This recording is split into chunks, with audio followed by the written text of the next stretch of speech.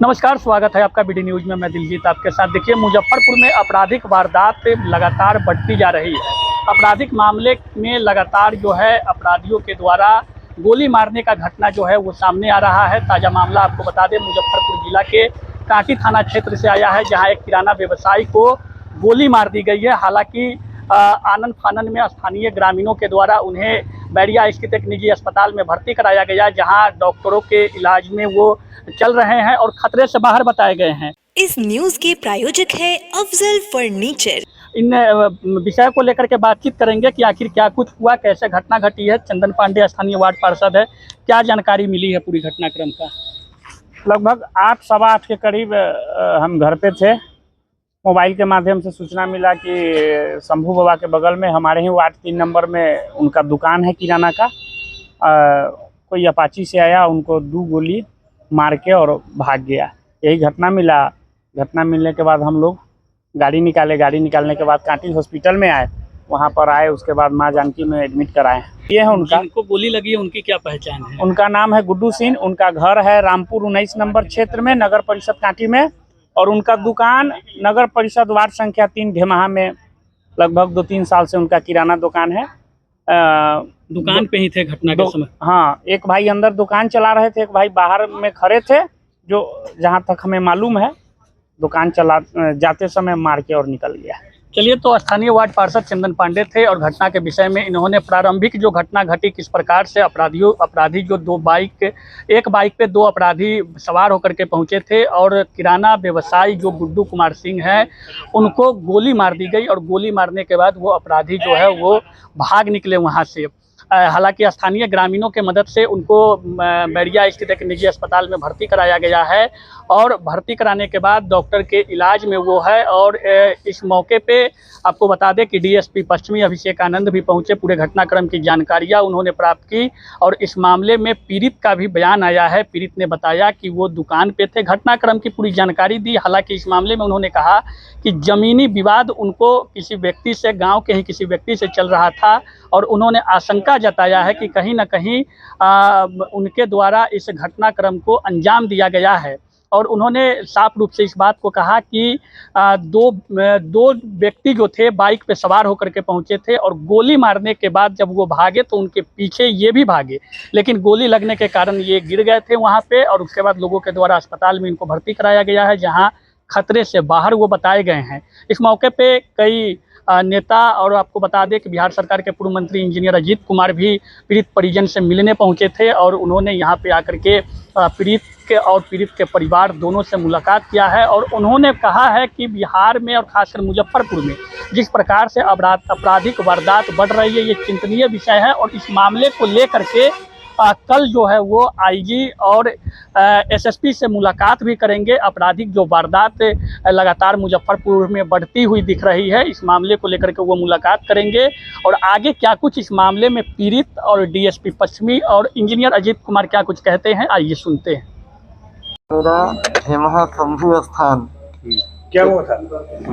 शंभू स्थान में सर मेरा दुकान है वार्ड नंबर 3 में। मैं निवासी रामपुर लक्ष्मी वार्ड नंबर 19 का हूँ, लेकिन मेरा दुकान है 3 में। वहाँ पे सर मैं अपने दुकान पे गया शाम के टाइम में, लगभग 8 साढ़े 8 बजे। वहाँ मैं गया, मुझे इच्छा हुआ ठंडा पीने का। मैं एक ठंडा दुकान से लेकर अपने दुकान से मैं पी रहा था। इसी बीच में एक बाइक सवार 2 लोगों से आए और हम फोन से बात कर रहे थे और ये दोनों आदमी आराम से गाड़ी लगा के खड़े थे। मैं तो समझ नहीं रहा था कि ये हत्यारा है। मैं बात करते हुए और मैं आगे बढ़ रहा था। जब जैसे मैं हल्का दूरी पे था कि मुझे टकाटक एक यहाँ तो एक मेरे हाथ में गोली मार दिया। फिर मैंने उनको, उसके बावजूद भी मैं उनको खहेटने का कोशिश किया भगान दौड़ कर, लेकिन उसके बाद मेरा बॉडी शरीर काम नहीं किया। मैं वहीं पे रुक गया, जो कि मुझे तो किसी के साथ ऐसा दुश्मनी है नहीं। लेकिन अभी अभी एक मैं पड़ोसी से एक ज़मीन लिया 9 डिसमिल, जो नगर परिषद में ही। तो उसके बाद वो बराबर हमको एवं प्रकार की बातें, एवं प्रकार की धमकियाँ मुझे देते थे। और मैं उस जो लड़का मेरे साथ काम किया, उस लड़का को मैं पहचान रहा। नाम क्या है उसका नाम तो सर मैं थोड़ा कन्फ्यूजन कर रहा हूँ, उसके रिलेशन का है।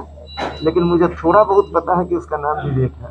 मतलब गोली जो चलाया उसे देख पाए हैं? जी जी पहचान गए? जी, हम उसको पहचान रहे। कितने लोग वो 2 लोग से थे। और एक दूसरा कौन था? वो एक दूसरा कौन था उसको नहीं पहचाने हैं, जो गोली मारा है उसको पहचाने। क्या नाम हुआ आपका? मेरा नाम गुड्डू कुमार। क्या करते हैं? हम किसानी करते हैं और मेरे पास किराना हार्डवेयर का दुकान, मैंने स्टेशनरी, ये सब व्यवसाय है अपना। जी सर, क्या सूचना मिला?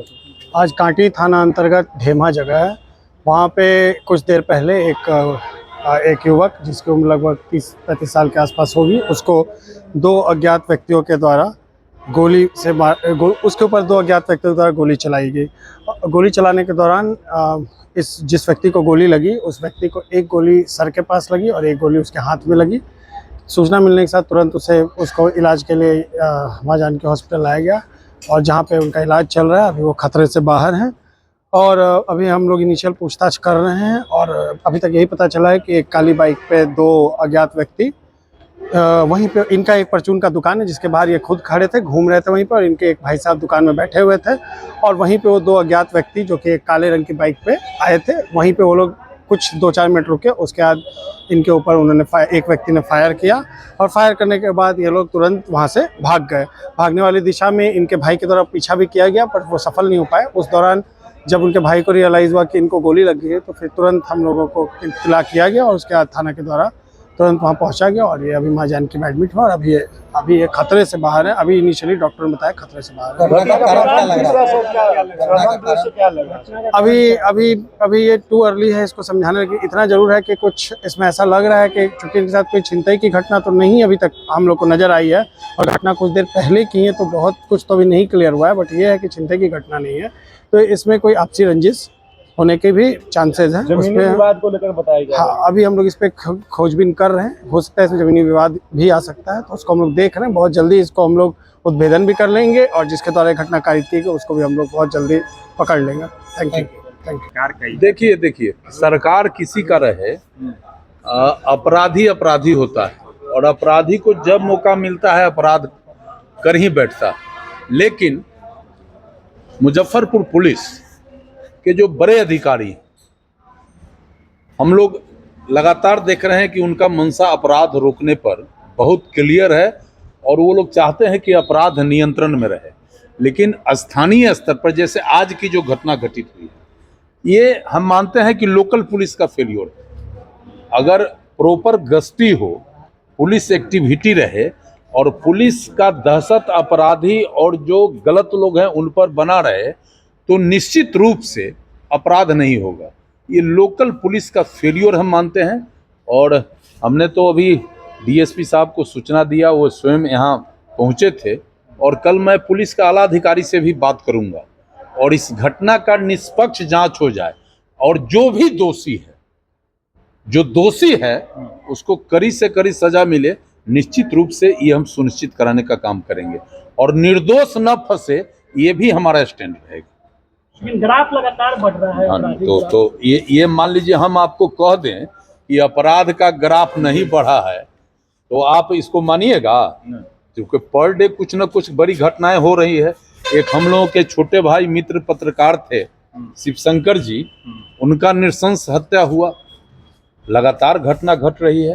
तो कल मैं इस संदर्भ में पुलिस के आला अधिकारी से मिलूंगा और अपना विरोध निश्चित रूप से दर्ज कराऊंगा और राज्य सरकार के जो हमारे दल के अध्यक्ष हैं, उप मुख्यमंत्री हैं बिहार के आदरणीय सम्राट जी, मैं उनसे भी कल समय लेके बात करूंगा और निश्चित रूप से बिहार का तो बात नहीं करेंगे लेकिन मुजफ्फरपुर का विधि व्यवस्था ठीक ठाक हो, उनके स्तर से भी कार्रवाई इस पर हो, ये निश्चित रूप से मैं कल पहल करूंगा।